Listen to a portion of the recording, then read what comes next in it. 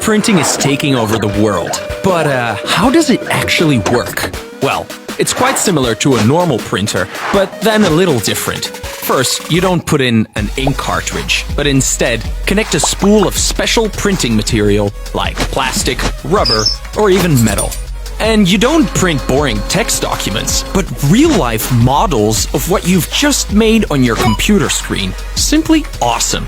Right now, you can buy a 3D printer yourself and make complex 3D models with modeling software.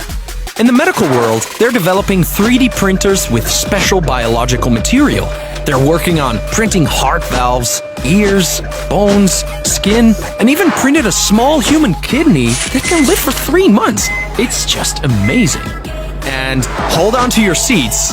They're developing a 3D printer that can print in space and are planning to print a moon base. A moon base! But, still, the coolest thing you can print with a 3D printer is another 3D printer.